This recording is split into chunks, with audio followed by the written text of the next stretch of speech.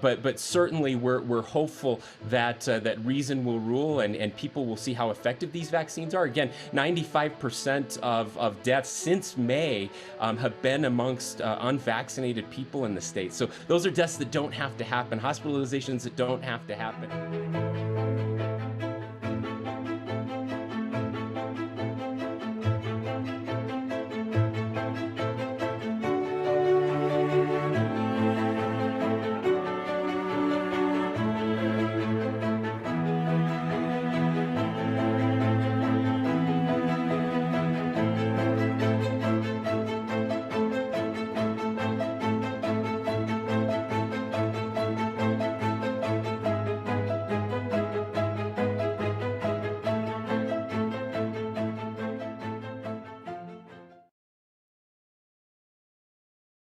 Washington Post Live. I'm Frances Steed Sellers, a senior writer here at the Post.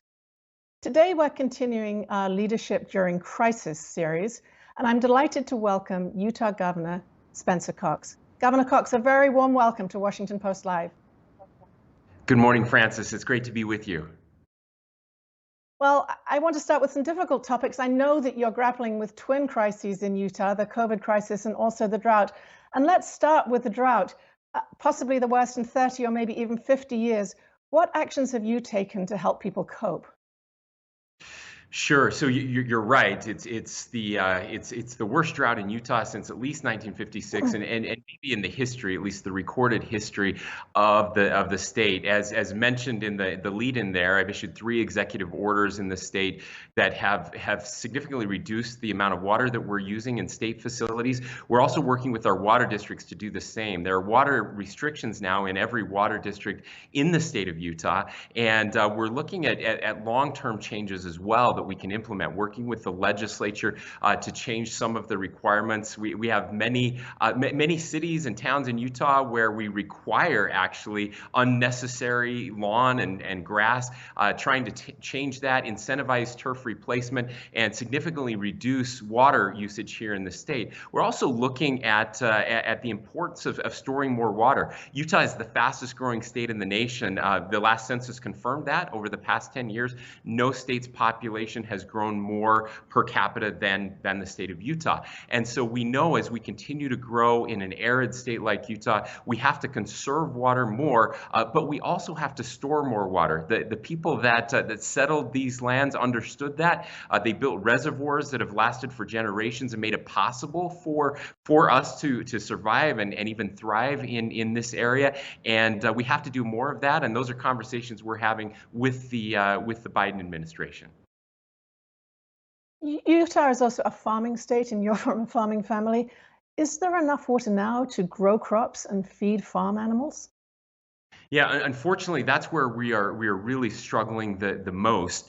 Most farmers, including my own farm, we're down about 70% of what we would normally expect for water usage this time of year.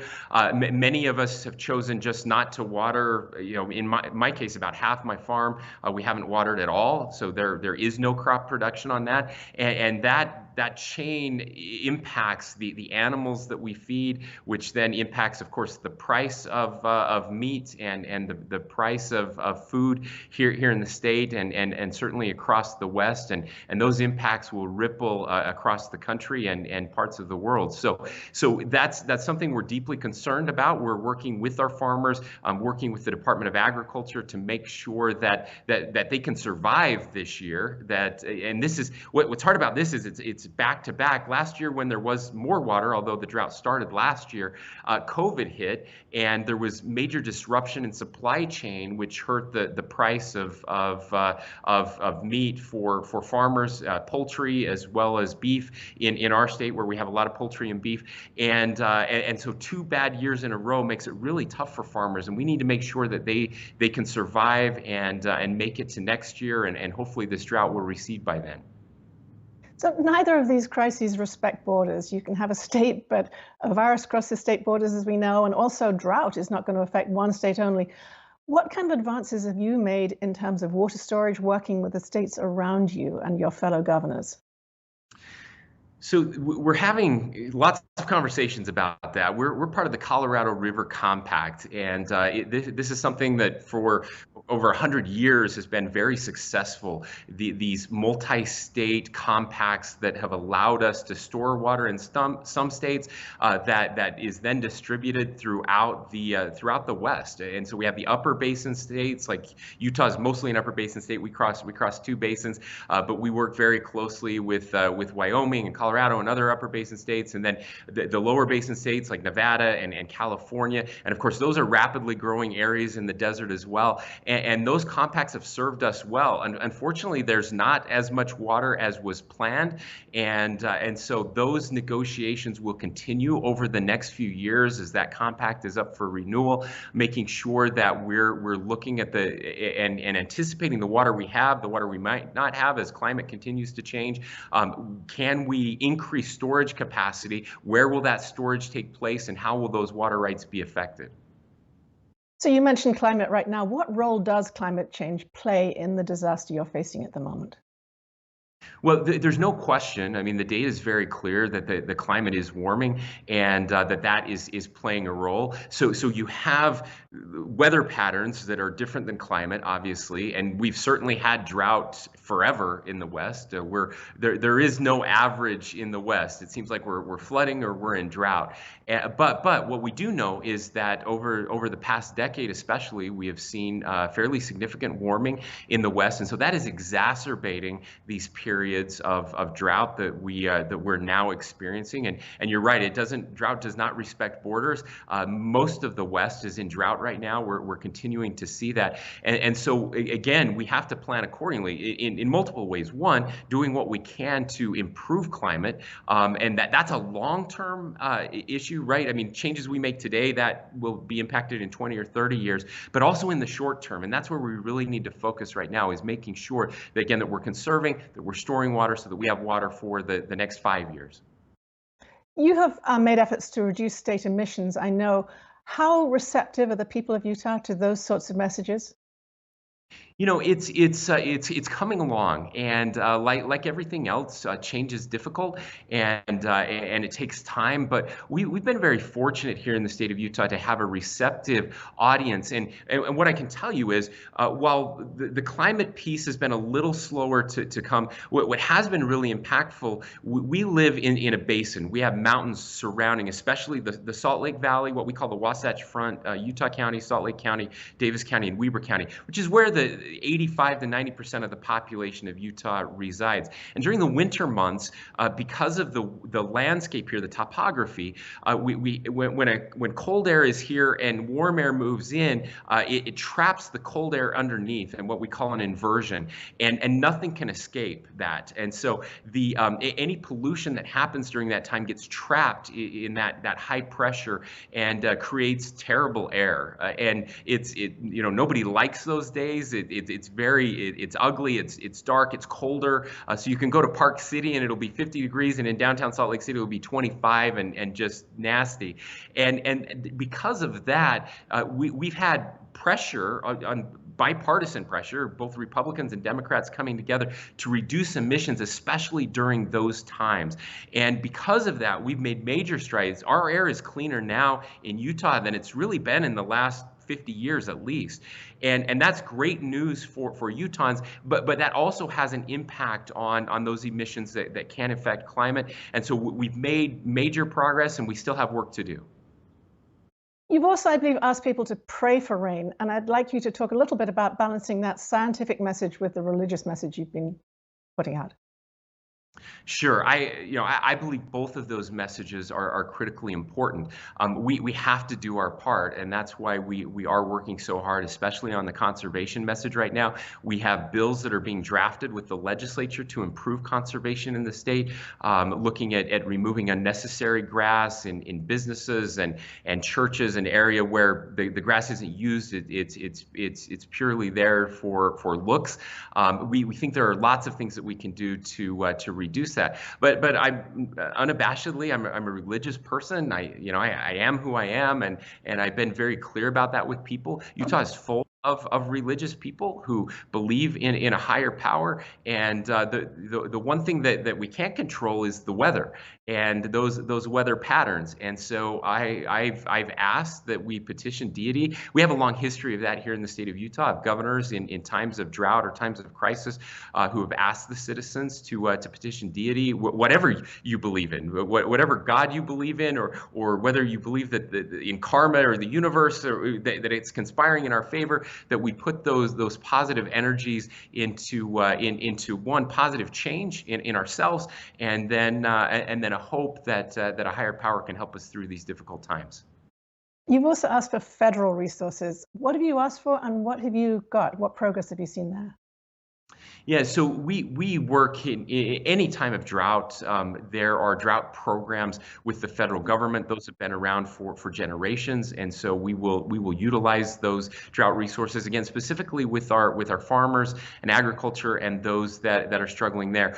The one area where we've been working, and we just had a meeting, Western governors, just a little over a week ago, talking to President Biden about wildfires in the West, and this, of course, is related to the drought, but this is a problem that is much bigger than the drought and much bigger than climate. It has to do with the way that we've managed our forest over the past 40 years, and some of the mistakes that we have made. That's, again, science. We're now learning that it is important to manage forests, and these forests used to burn fairly regularly, and then we started suppressing those fires for good reason, because we have people that live in these areas, again, across the West, and these are U.S. forests mostly. So this is federal land, and we need their help in managing these forests. And when we suppressed that fire, and then we also stopped logging the forest, which we thought would be better for the environment. It turns out it was not better for the environment. Of course, overlogging is terrible for the environment, but strategic logging is actually really good and helps the new growth to come in. So now what we have is these old growth forests that have been completely overrun with invasive species.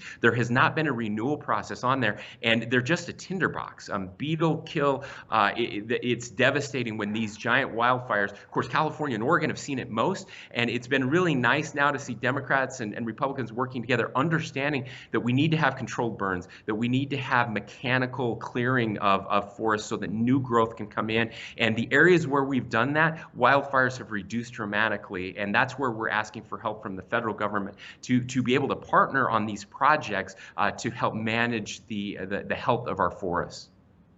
Governor Cox, you're grappling, as we said at the beginning, with two crises, not just this incredible drought and the fallout from it, but also COVID. I think you've had something like 416,000 cases, but just 2,500 deaths.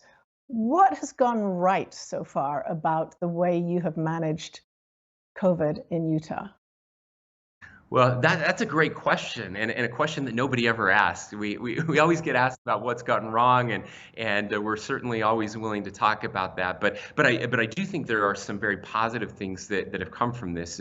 There was some data that was put out a couple months ago that showed that when you look at the economy and specifically the unemployment rate in every state, and you combine that with the death rate from COVID in every state, and then the number of days that kids were in school in every state, and you put those three things together, Utah actually had the highest ranking. And so I think those are the things that have gone right. We've been able to balance very cautiously the health of our state, which is critically important, and the death of our citizens, keeping that rate low while also safely engaging in economic activity, and maybe most importantly, being able to keep our kids in school. We implemented some programs very early. In fact, we were a real leader in implementing some of those programs, what we called test to stay and test to play. So we started testing our students routinely who were engaged in any extracurricular activities, and making adjustments as necessary when there were outbreaks to protect those from spreading. And then as we were testing through schools, if we saw school rates start to explode, or we started to have an outbreak in a school, then we would shut that school down, but then they could test tests to stay open, so we could keep the kids who were sick at home and keep healthy kids back in school. This is actually something that the CDC ultimately adopted many of the things that we were doing here in Utah, but months later after we had already implemented them. So really keeping kids in school, because what we've seen now that we know the devastation that is occurring to kids who were not able to be in school, to have that interaction with fellow students and their teachers is really troubling and has set us back so much. I'm grateful that Utah is one of those states that was able to have in-person learning days all school year this past year. Not to turn to a more negative question, but we do have this worrisome trend of the Delta variant. It's skyrocketing in Utah. What have you learned about that variant and how to manage that? Sure. So you're right. About half of the new cases, we can't sample every case, but we do pretty robust sampling here, 10 to 20% of cases that we're sampling to see which variants are here. And the latest data that we've got is about half of the cases that we're seeing in the state of Utah are the Delta variant. And what we know about that Delta variant is that it spreads more rapidly. It's more contagious, and there's really only one answer to stopping the spread of the virus, and that is vaccinations. We desperately need people to get vaccinated. The good news for Utah is that we are vaccinating above the national average by age group. So over the age of 65, 89% of people have been vaccinated, which is very good news. We were pushing, as the federal government was, to get 70% of adults vaccinated, those over the age of 18, by the 4th of July. We hit that this past week when we added in the federal partners who had done vaccinations with our state vaccinations. We were just north of 70%, so we're really excited about that. Now, the difference in Utah versus other states, we are the youngest state in the nation, and so our overall vaccination rates are going to be lower because we have a large portion of our state that are not eligible for vaccines, those under the age of 12, and again, we have more people under the age of 12 than anywhere else, and every younger cohort across the nation, the vaccination rates are lower. So from 20 to 30, you're less likely to be vaccinated, from 30 to 40 versus 70 to 80. And so we have such a young population. Reaching that young population and helping them get vaccinated is really important. Now, we also know, again, that the virus doesn't impact younger people as significantly as it does elderly people, but to reduce the spread, we really need everyone to get vaccinated. And so we're continuing to push that here in the state of Utah. So that brings me, I think, to an important point. We can't stop the spread at the moment with vaccines among younger people. And the WHO warned just today about this huge spread across 100 countries now of the Delta virus.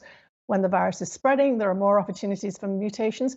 What other public health mitigation methods are you prepared to implement should they become necessary with the spread of this virus? Well, that's a really loaded question because if it becomes necessary and what that means, and this is one area where I think we've all struggled and gotten this wrong in lots of ways. I've said for a long time that I wish the WHO and the CDC had behavioral scientists working side by side with their actual scientists.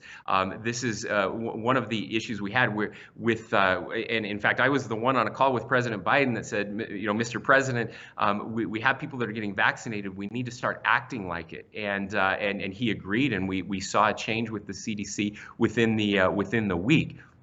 The same types of changes and requirements that we made over the past year are not going to work going forward. They're just not, and they don't have to. That's what's amazing. If you look now, I know the WHO again is taking a worldwide approach. The vaccination rates across the world are so low that those countries should be incredibly nervous about the Delta variant. But when you look at what's happening in Israel, for example, yes, the Delta variant is spreading, and we are seeing some breakthrough cases, but the breakthrough cases are still very limited, and most of those breakthrough cases are asymptomatic. They went, I think, 10 days without having a single fatality for COVID, just the past 10 days in Israel. And so what we just need to do is get more people vaccinated. So when you ask the question, what steps are we prepared to take? It's to continue to encourage vaccinations, because that's how we stop the spread of this virus. And talk to me about the particular roadblocks you face in Utah. You have this young population, obviously, that's problematic, but tell me about the roadblocks you face in getting other people to receive the vaccine.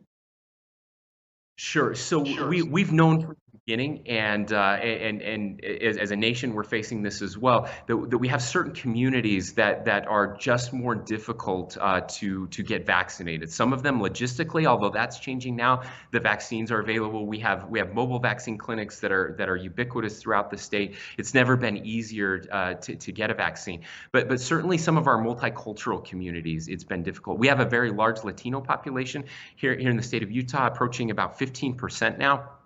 And their vaccination rates are much lower than those of the white majority here in the state. And so we're working very closely with our multicultural communities to encourage and inspire and help remove those roadblocks to get them vaccinated. We also have this incredibly depressing thing that's happening in our country where everything is political, and somehow the vaccine, much like masks and other things, has become political. And there's very robust reporting. In fact, I think the Washington Post has done some polling and some writing around this, that Republicans are less likely to get vaccinated than Democrats and unaffiliated. Now, the Republicans in Utah are getting vaccinated at a higher rate than Republicans nationwide, but we are a very red state, a very Republican state. And certainly in rural Utah, where I live, where I grew up and raised my family, those rates are lower. There's less trust in the vaccine. And so trying to overcome those barriers is critical, and we're doing everything we can to help take the politics out of the COVID response, and certainly out of vaccination. You refer to yourself as a religious man, and in many areas, churches have played a key role, African American churches, in getting people vaccinated. Also, sometimes with some evangelical churches, a role in the other direction of discouraging vaccination. Do you think, I know that Mormon church leaders, many of them have been seen getting vaccines, but they have said that it's up to the individual whether they get vaccinated. Is the church playing a strong enough role in helping you get people in Utah vaccinated? Well, we've been working with all of our churches here in the state of Utah, and I'm really pleased to report that that we don't have churches here who, at least to my knowledge, that have been openly hostile in any way, encouraging people not to get vaccinated. They have all been incredibly helpful. Now, you mentioned that the largest church, the Church of Jesus Christ of Latter-day Saints, and they have been very helpful in encouraging people to get vaccinated. They've put out, again, pictures of the leaders of the church getting their vaccinations.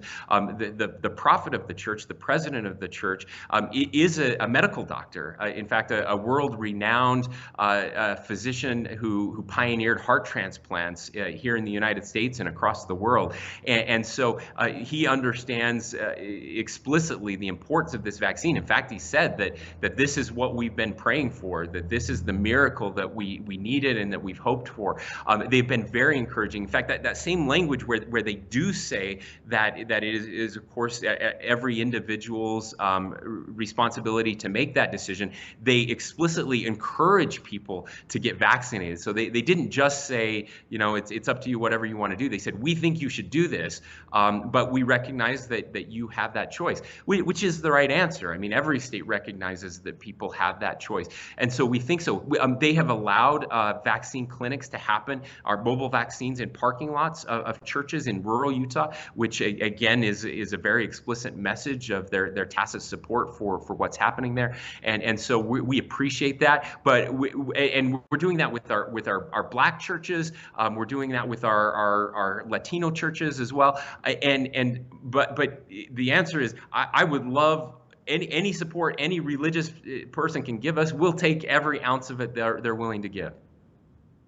Governor Cox, I have a reader question that I'd like to ask you just briefly. It is from Bob Hartman from Utah, who says, what are you going to do to challenge Republicans in rural Utah to be vaccinated?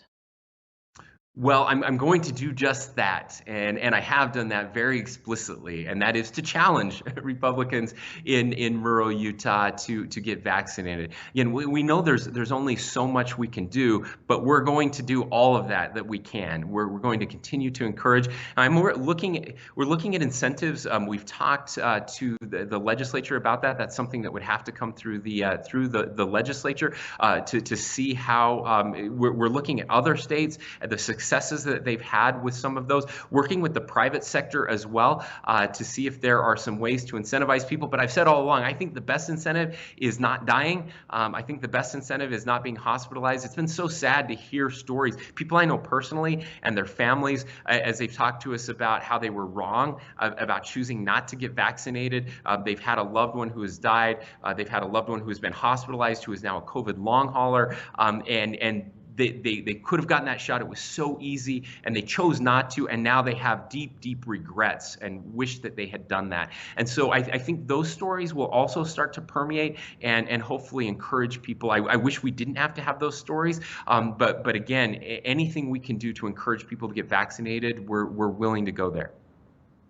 Governor Cox, you referred to the unfortunate politicization of this pandemic, and I know on Sunday on Face the Nation, you said it had led to some bad decisions.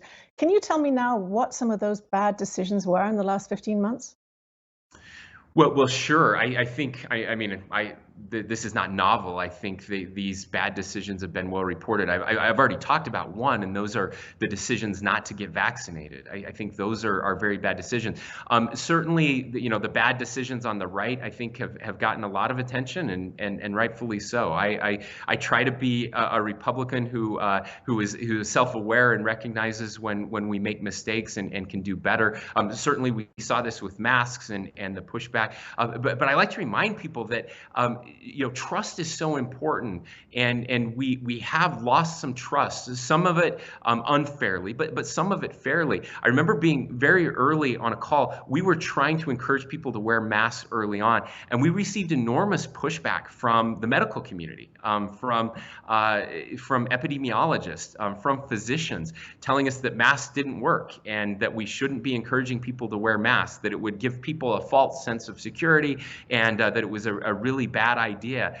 And then that all flipped as some of the data started to come back saying, actually, no, masks are really important, and they're one of the only tools we have to mitigate the spread of the virus, and we should be encouraging masks, and later that we should be mandating masks. And I remember talking to a group of physicians who were really mad at us, saying, hey, why aren't you encouraging people to wear more masks? And I said, because you told us not to. And he said, you're absolutely right. We told you not to like 2 weeks ago, and now we're mad at you for not telling people to do it more. And so those, I think, are the types of decisions. And there's also this, we've seen this a lot, this idea that we can't trust people, and so we're not going to give them all of the story because they might make a mistake. And unfortunately, what's happened is that's led to more distrust. When we do have good data and good science, it's been harder to convince people to follow that data and science. And so those are some areas where I think we've made some mistakes. I think we made mistakes on the right coming into the pandemic. I think we've made mistakes on the left coming out of the pandemic, and not trusting the science about outdoors and vaccinations. And so it's just I think it's so foolish. I really just wish we could take the politics out of this, but that's where we are. Politics, as I said on Face the Nation, politics has become religion. Politics has become sport. Politics has become entertainment. It's become all of those things, and I think it's a mistake. You are just 45, I believe, and a young member of the Republican Party. What role do you believe former President Donald Trump has in the future of that party? Well, I'll be 46 on Sunday, so I'm getting well, there. Happy birthday in advance. Lost all my hair, so I'm feeling much older. I found that these jobs age a person in dog years. So I think I've aged 10 years at least in the past year. But I'm a big believer in a broader tent. I'm certainly working to help people understand that there is a place for them in the Republican Party. The party has certainly changed significantly over the past 4 years. There's a role for every former president in the party. I hope it can be a collaborative role as we work together again to try to broaden that tent, to learn the lessons. Certainly, my approach to politics is a little different, hopefully a lot different than the former president. But there's something important about what he understood and the people that he attracted. And again, where I grew up in rural Utah and places in rural America, people who have felt like they're being left behind by both parties, quite frankly. And President Trump was able to channel them and understand their fears and their voices. And I hope that we can, as a party, learn from that, channel it in very productive ways, in ways that build instead of tear down, but help to remember people who feel like the old economy is leaving them, but the new economy hasn't found them yet, and that we can have economic and prosperity, that American dream for all Americans, for rural Americans, for Americans of color, for everyone who has felt marginalized or left behind over the past few decades. Governor Cox, as the last question I'd like to ask about your own political future. I know you have gone from politics to farming and back again, sometimes commuting hundreds of miles a day. What is the future of Spencer Cox in the Republican Party and the broader politics of this country? Well, I'm not narcissistic enough to think that or to want to have a role beyond this incredible state in which I live. I know every politician says that, and like you're supposed to say that, and most of them don't mean it. But let me be as clear and sincere as I could possibly be. I love this state. The 3.3 million people who live here are the best people in the world. We lead the nation in charitable giving every year. We lead the nation in volunteerism every year. That's what makes my job great. What's cool about being the governor of the state of Utah is I don't have to solve everyone's problems. And government was never designed to solve everyone's problems. That's a mistake that we made. But government has to solve problems when we don't help solve each other's problems. It's a last resort. And so I'm lucky and fortunate to be able to be in a state with incredible people doing amazing things. I have no aspirations beyond this. In fact, I have the opposite. I have aspirations to not do anything beyond this. I have an incredible life outside of politics. I can't wait to get back to it. I love this job, and I've said I won't serve more than 2 terms. I'm 6 months into my first term, so if I'm fortunate enough, I'll be able to serve the people of Utah for 8 years, and then I get to go back to my farm and my life and my family and live happily ever after. Well, Governor Cox, I wish you the very best with dealing with these twin crises you're facing. Thank you very much for joining us. Thank you, Francis. Thank you also to our audience. Please join us again at 1:30 today when my colleague Michelle Norris will be back interviewing the best-selling author Clint Smith about his book about how slavery is remembered. The title is How the Word is Passed. That's 1:30 today. You can check the details on WashingtonPostLive.com. I'm Frances Steed Sellers. Thank you for joining us.